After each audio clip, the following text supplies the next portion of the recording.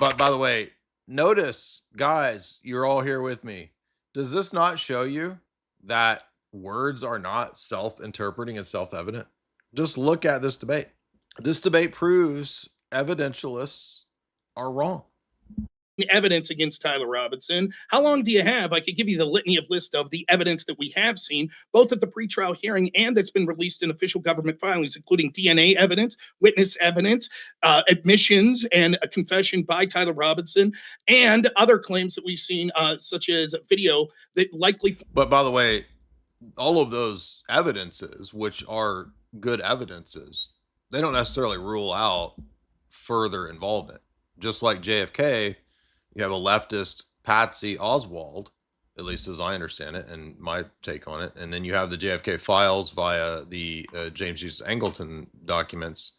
Lo and behold, backdoor with Middle Eastern country using a leftist. So there's precedent there. And that's where, Tim kind of started his opening statement with a lot of history. And then it turned into the legalese, which I really just think it's frustrating. Point him as good evidence. Show me one piece of evidence you have with Israel, but anything like that. Well, I did. I read you a timeline, but the point is, you seem to think, and I agree with you, there is evidence for Tyler Robinson. There's evidence Tyler Robinson didn't do it. I'm talking about FRE 401 standards. Loads of evidence that Israel has means, motive, opportunity more than any other actor in the world to have this particular Gentile, Charlie Kirk, killed at precisely the time he did. We see all the indicia of regime change in, unfortunately. What? Did he just say Gentile? I missed it. What did he say? He said this particular Gentile. But this thought it was Let me weird. see. Let me go back a little bit and see.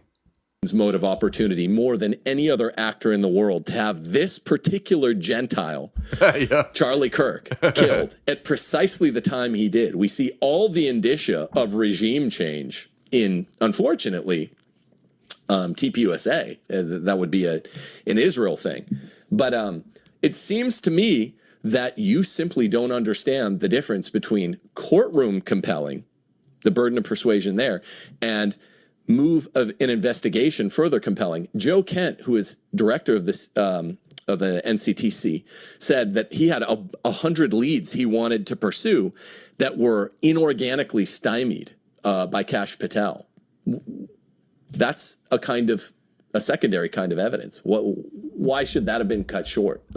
Interesting. So Tim has fleshed out, and this was a smart approach on Tim's part to not lay every card out in your opening statement. This is another great strategy that everybody, if you want to be an effective debater, and you've got some really strong points against your opponent, don't lay them all out in the opening statement, right? Let's say you've got, 3 really strong arguments against Roman Catholics or something. Put 2 of them in the opening statement and save a really strong, supporting argument later on in the debate, because you never know where debates are going to go. You might want to, bring some more heat later on. If you throw everything out in the opening statement, it loses some of create a red herring, purposely put in something false and be like, oh, I misspoke, right? So you get them to go down the wrong thing. Maybe you do that. I don't have to engage in those kinds of trickeries, but maybe that's FDA style. I don't know. By the way, the reason why I brought that up is because my senior year defense at Thomas Aquinas College, I actually did that. So it was interesting. I was talking to some of the professors, throughout the year, and I was like worried about this because I heard about how intense it is. And I'm like, what are some tactics? And one of the professors who, they don't know who's going to be on what board, evaluating you. And so it was interesting. One of the professors gave me a tip who ended up actually being on my board. And he told me a story about how Abe Lincoln basically distracted, and I don't remember if he was he a defense attorney? I can't remember. A prosecutor? I don't know. Probably a prosecutor. Anyways, he put a metal, paperclip kind of thing in his cigar. So, because this was back in the day when you could smoke in courtrooms. And he did that so that it never ashed, and it just got ridiculously long. And the jury was watching this. They weren't paying attention to the arguments. And it was a type of kind of red herring. And he was like, well, you could do that, except, smoking is not allowed anymore in classrooms. But it got me thinking the rest of the year, and I'm like, oh, that's good, a red herring. So then I found out that at the last minute, before you go in, you can have retractions. So what I did is I purposely put something absolutely ridiculous in the thesis, because I'm like, they're going to read it, and what are they going to go for? The stupidest, most wrong thing in the thesis. And I'm going to get them to put all their energy into that. And then at the last minute, I'm going to retract it and be like, oh, there's a retraction here. There was a mistake. I realized I was wrong on this. Oh, yeah, that's actually kind of clever. I mean, I get what you're saying now. Yeah, I can think of like situations where I know, let me say for the sake of argument, that I know my opponent in a debate thinks something wrong, and that they have a very basic misunderstanding. I might actually bring that up to get them to talk about it, because I know they're going to make a mistake about it. So yeah, there are variations of this kind of a tactic for sure. Again, this is just the claim of Joe Kent. Other people there have said that that's not the case. Joe Kent wasn't aware of everything that the FBI investigated. We also would see these things continue to be investigated if connections to Tyler Robinson came up. And we're just relying on the words of one guy. You said that only they would have this exact, at this precise time, the mean motive and opportunity. That's not true whatsoever. If Tyler would have been killed, or if Charlie would have been killed a month earlier or later, you would have also been saying it was the unique timing that meant that only Israel had the most motivation. It's not true, right? And just because someone has mean motive and opportunity doesn't mean that we say that they likely did this or that there's compelling reason to think we did it. There could be slight investigative steps taken, but once those investigative steps are taken and you have a better evidence of who committed a crime, we don't continue to say there's compelling evidence that that group instigated this. Can you show me one piece of evidence that Tyler Robinson was ever in communication with anyone from Israel whatsoever to instigate this crime? What time do you suspect? Of course not. But what stupid. time do you suspect? Yeah, again, that is a higher bar of evidence that I think it's fair for Tim to rebut that versus, are there any compelling reasons? Right. Versus, is there strong evidentiary proof versus, are there compelling reasons? So the ambiguity, again, is a little bit in the title. But the other problem here is that it's not necessary that he be directly in contact with someone from Israel to be contracted for or to be used by somebody for this, right? Intelligence agencies contract their hits out or do their hits through proxies all the time. So it's not necessarily the case that we have to find the Discord DMs or messages between Tyler Robinson and, whoever. It could occur through proxies. It could occur through contracted hitmen. It could occur through organized crime. There's a lot of different ways that could occur. That they were in communication with Tyler Robinson. If he was dremeling these bullets in August, what time do you think that they would have taken to instigate this guy to do it? How many months do you think it would have taken to get this guy to do it? You just implied that Joe Kent, who was director of the NCTC, and he said there were a bunch of leads they wanted to run down, not the FBI, that they, the NCTC, who was charged with foreign nexus investigation, wanted to run down. What evidence do you have that he's lying? Well, I don't have evidence that he's lying. What I do know is this. I said that it is one person's word, right? And Kash Patel and others have said that it's not the case, that it wasn't preemptively shut down. I think it can be subjective. I think what's likely occurring is that there were rumors, but there wasn't really specific evidence of anything, and that Joe Kent was interested. Joe Kent clearly has an anti-Israel motivation, and he wanted to look more in. However, Wait. You think what? You think it's clear he has an anti-Israel motivation? That's a big charge, man. Let me rephrase. Do you think Joe Kent left office because of the Iran conflict? That and other things. I don't. You think I don't that know. was the biggest impetus of it, though? I just Maybe, want to maybe clarify. not. I don't really care. We're But I don't starting know. your 30 minutes, right, Tim? I don't. This is interesting because it does get into people start questioning the veracity of the actors involved, and so I don't. This gets really difficult, right? Because this is a fair point from Rob, for example, that well, maybe Joe Kent has a ideological motivation, and it's also correct for Tim to say, well, but you can't go down that line necessarily because everybody might have some ideological motivation that could sway them in one or other direction. So I'm not sure what to think about this sort of diversion about the veracity of Joe Kent. But I mean, it's sort of like we're in this position of, well, I don't know if I should listen to Kash Patel or Joe Kent. Who am I supposed to just sort of go with, right?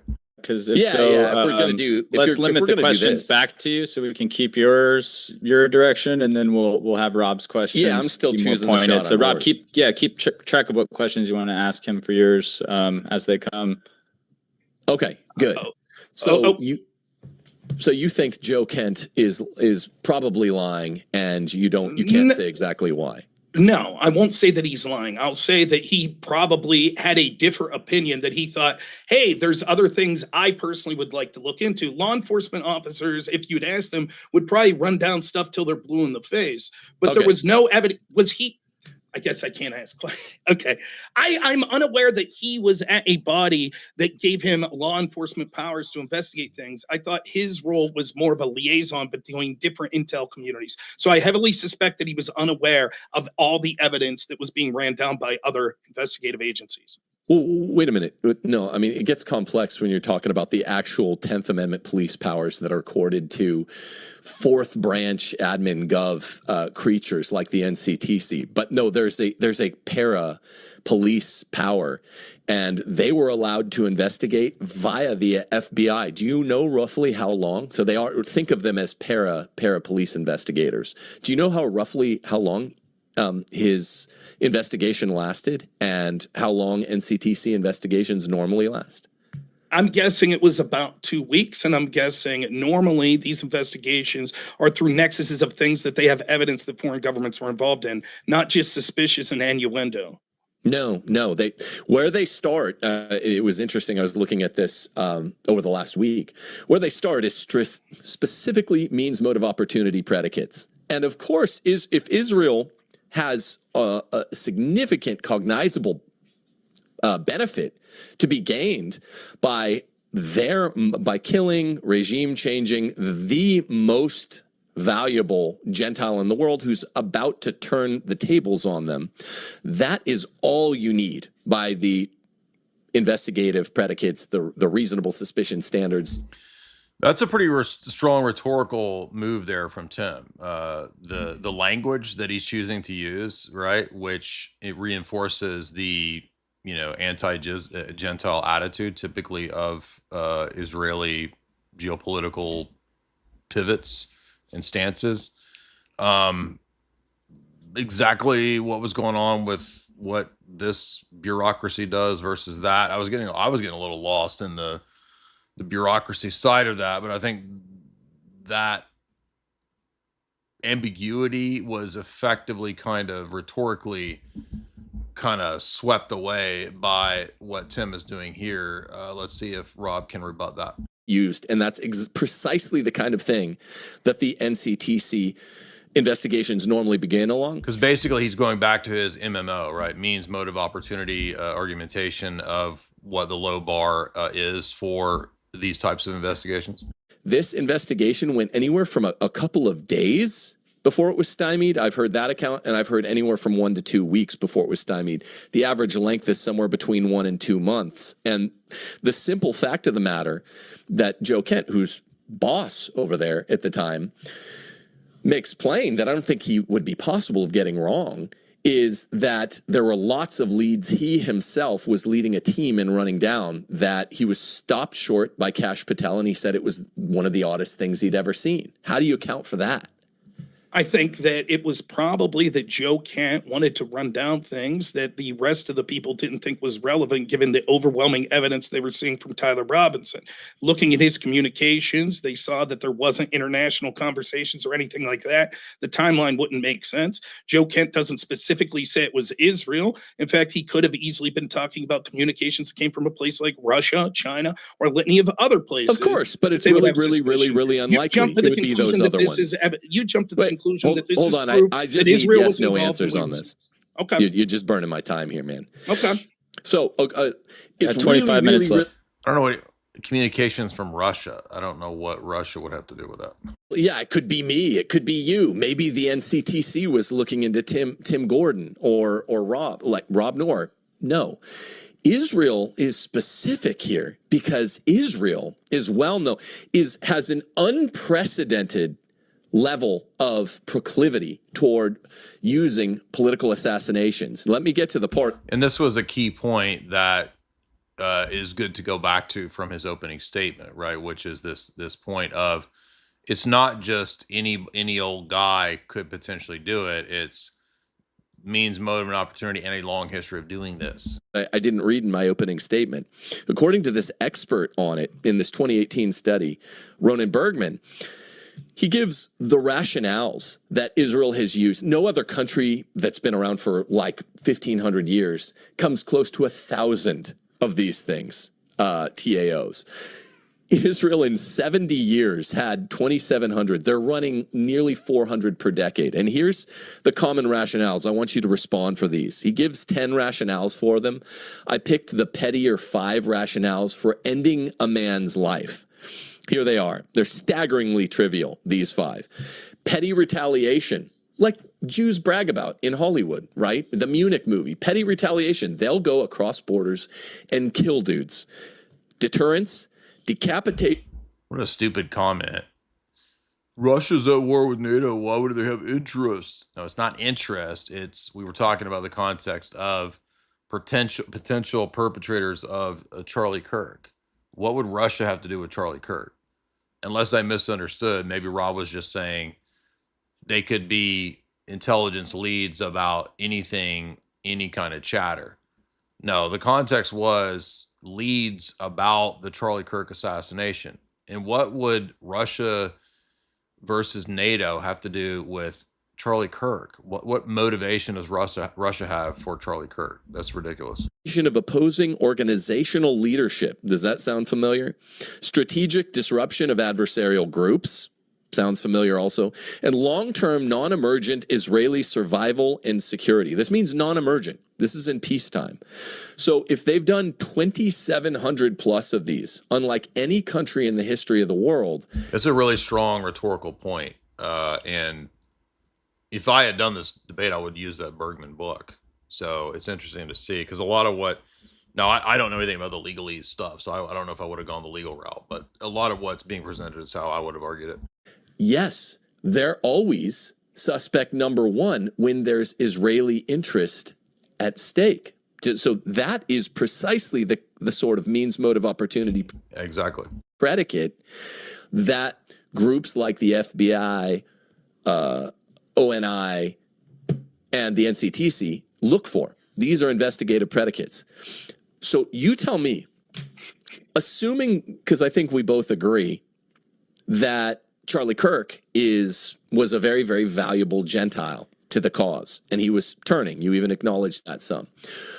If they would kill people, and they've done it 2,700 times over the last 70 years, for posing some sort of institutional threat or jeopardizing Israel's long-term security over things 1/50th as existentially important to the continued sustenance of an Israeli state, why would they suddenly think twice about this one? I'm just thinking like an investigator. I'm not thinking like a jury reaching a verdict or even a prosecutor. There you go. That's making the point that FDA highlighted at the very beginning was the ambiguity between compelling reason for an individual to think that it happened versus compelling reason for an investigation to be launched. And they would have gotten a lot further in this debate, I think, if that had been a little clear, hammered out a little more clearly.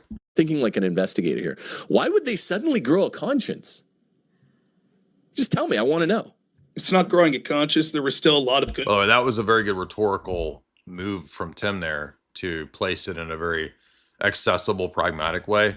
So you're arguing, Rob, that now Israel has a conscience. So let's hear how Rob replies. That Charlie Kirk could and would do for them. There's no evidence that their relationship was severed to the point that it would warrant wanting to take them off the table completely. But if would you like an answer? Pretend. You just talked for like 10 minutes. I can finish my answer. I know, because it's quick. my time. You can ask me stuff. Don't worry, I'll use my half hour commiserately. Then all I'm asking you is I'll give you more time to answer on this one, but I want to stipulate to the point. Okay, I'm not trying to be a dick. It's just if there were you.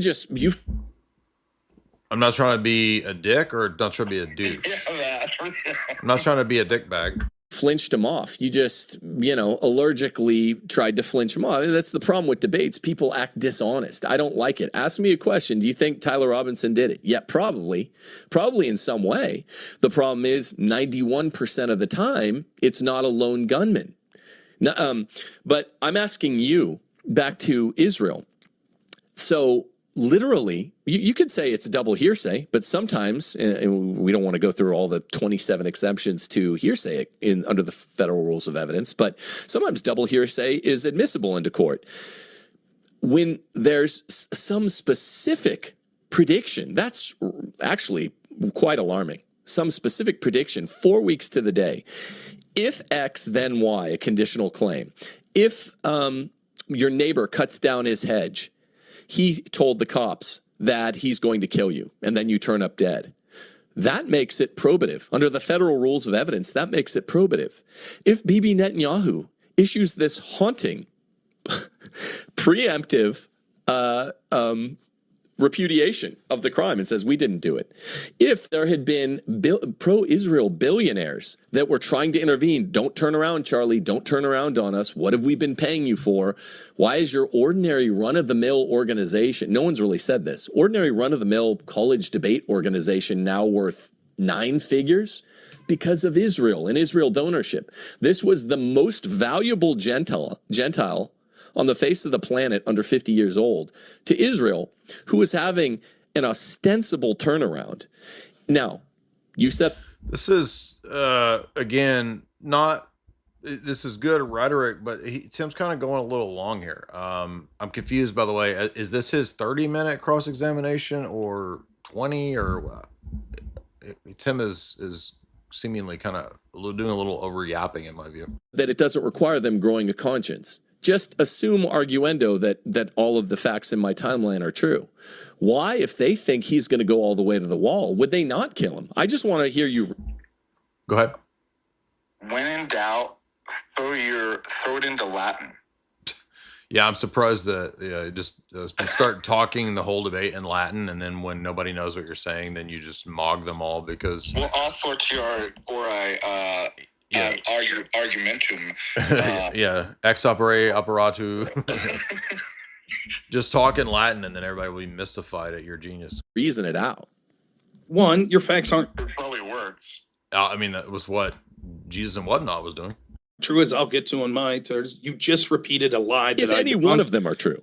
Okay. Secondly, because there are reasons, just because they've killed other people in the past, which I can't see all of your data to suggest exactly why they've taken out people, doesn't mean that they would do so in an unprecedented way to an American citizen who is highly public. We don't see any evidence of that happening in the past. Second, well, they don't care. In fact, they're actually notorious for not caring.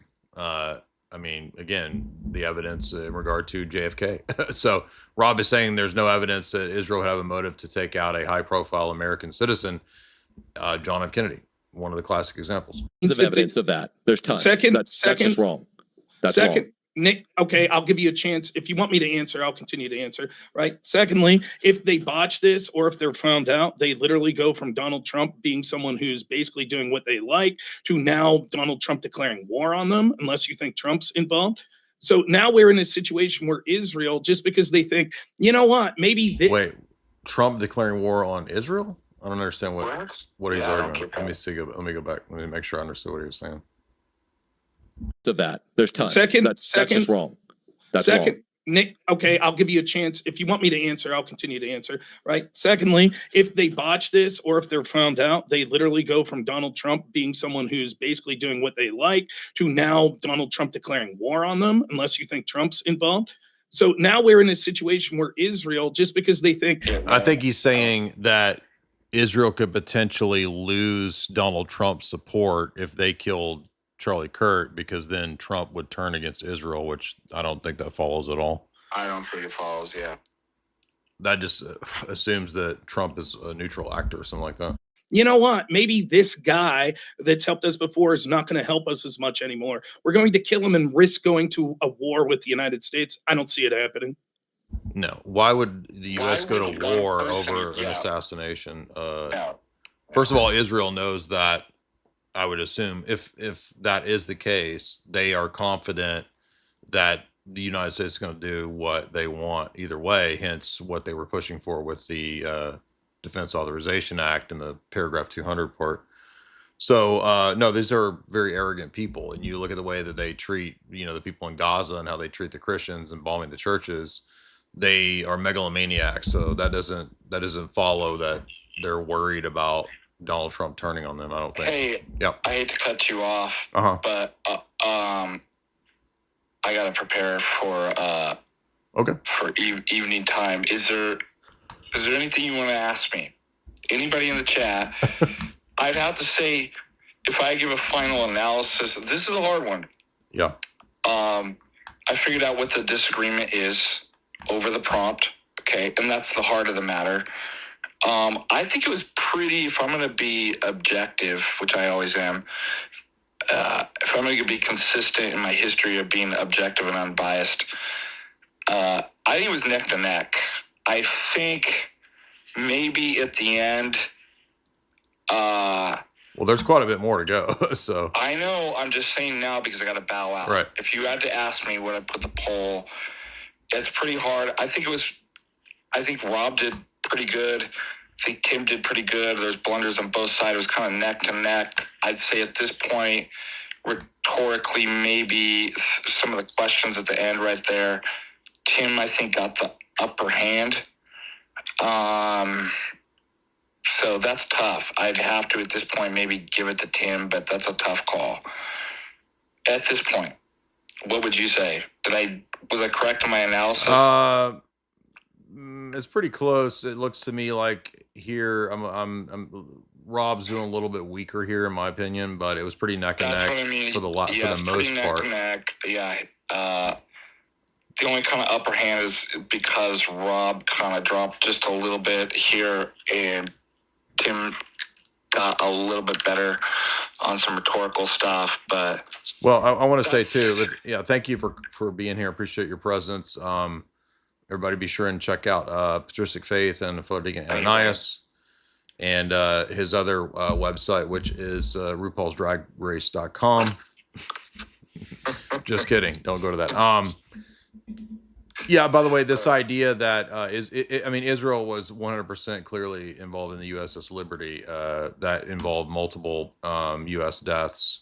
So, no, I don't think that Israel has any concern at all for American lives. In fact, they mock the Christians, the evangelical Zionists that support them. They actually mock them. So I don't think that follows. So you're saying that is even though I would say rhetorically, Tim had some blunders, Mm-hmm. like obfuscating, and I wouldn't say obfuscating, but making it more obscure at points when he should have been making it clear. Yeah, too much legalese. Yeah. At the same time, conceptually, I know what he's talking about. And so I was just thinking, does that enter into the debate too? That like there's stuff in the background that even if he rhetorically blunders on, he does have some justifications for. Does that enter into a debate? It's like ultimately, let's say he didn't frame the argument quite correct. There is an argument that he's hitting at. Does that strengthen the debate in any sense, or is it only the argument and what you can actually, how you actually rhetorically put it, that's to be allowed into a debate? Do you see what I'm asking? I think so. But let me get back to this because I appreciate you.